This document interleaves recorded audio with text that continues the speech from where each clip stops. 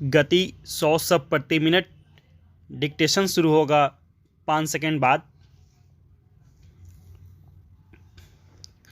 Ready, start.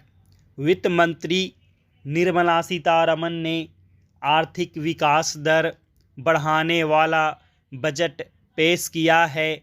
उन्होंने वित्त वर्ष 2023-24 में कैपिटल एक्सपेंडिचर के लिए 10 लाख करोड़ रुपये रखे हैं, जो पिछले साल से 33% अधिक है।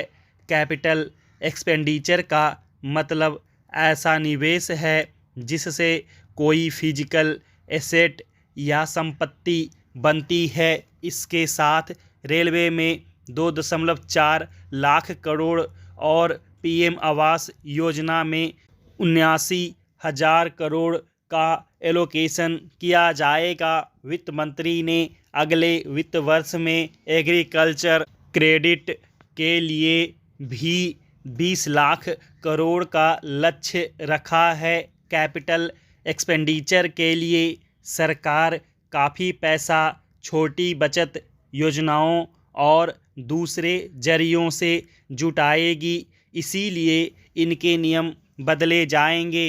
इसके तहत सीनियर सिटीजन सेविंग्स स्कीम के तहत अधिकतम सीमा 15 से 30 लाख और मंथली इनकम स्कीम की लिमिट भी जॉइंट अकाउंट्स के मामले में 9 लाख से बढ़ाकर 15 लाख रुपये करने का प्रस्ताव है। एक नई वन टाइम सेविंग्स स्कीम का प्रस्ताव भी रखा गया, जो महिलाओं के लिए होगी। इन पहल के जरिए सरकार ने इकोनॉमी में ऐसे वक्त निवेश बढ़ाने का रास्ता बनाया है जब निजी क्षेत्र की ओर से बहुत निवेश नहीं हो रहा है। निजी क्षेत्र अभी इसलिए निवेश नहीं कर रहा है क्योंकि कंजप्शन डिमांड मजबूत नहीं है। वैसे इसकी पहल भी मध्य वर्ग को टैक्स छूट के जरिए की गई है।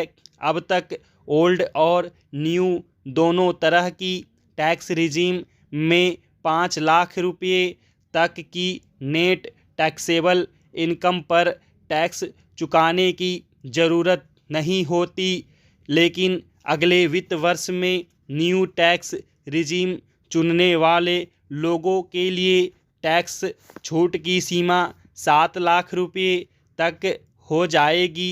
50,000 रुपये के स्टैंडर्ड डिडक्शन को जोड़कर देखें तो 7.5 लाख रुपये तक की इनकम पर टैक्स नहीं देना होगा।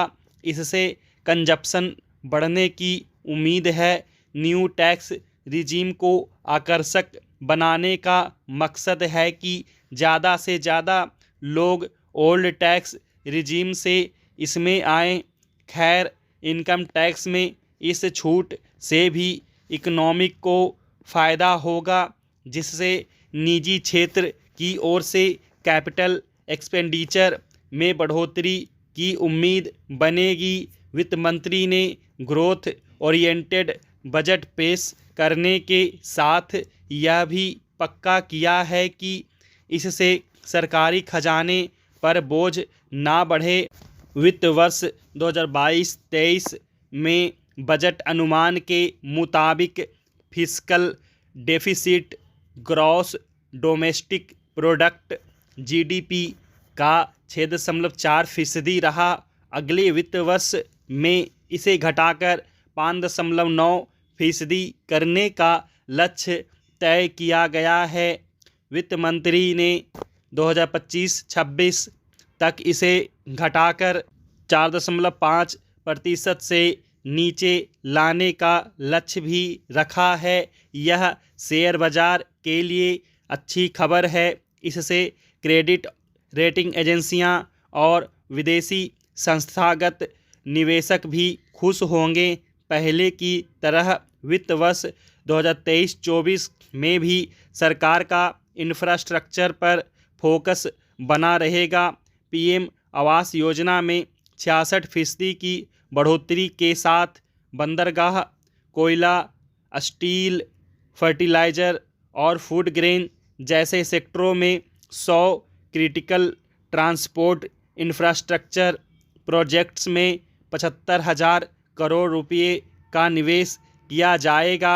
मीडियम एंड स्मॉल इंटरप्राइजेज को भी कई रियायतें दी गई हैं, जिनसे देश में सबसे ज़्यादा रोजगार मिलता है।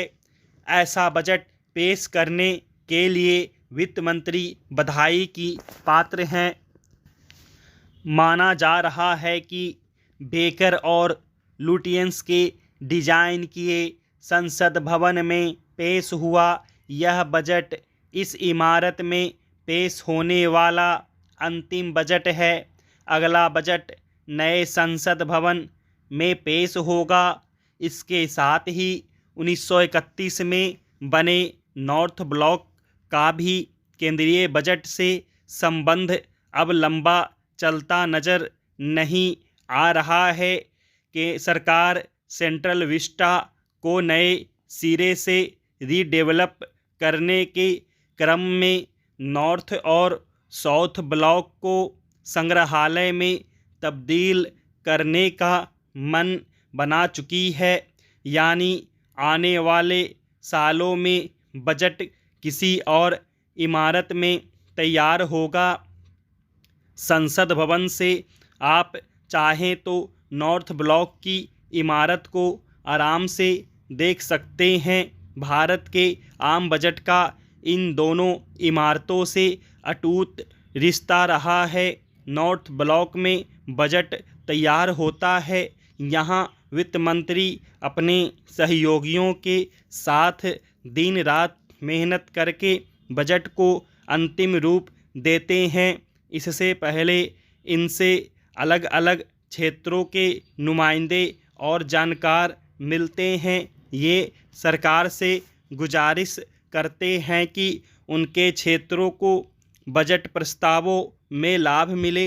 नॉर्थ ब्लॉक के बेसमेंट में लगे प्रिंटिंग प्रेस में वित्त मंत्री का बजट भाषण छपता है।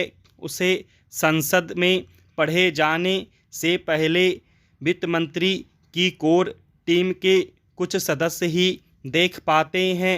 फिर वित्त मंत्री बजट को 1921 में बने संसद भवन में पेश करते हैं। केंद्रीय वित्त मंत्री निर्मला सीतारमण का बजट भाषण बुधवार को केंद्रीय गृह मंत्री अमित शाह ने भी संसद भवन में सुना।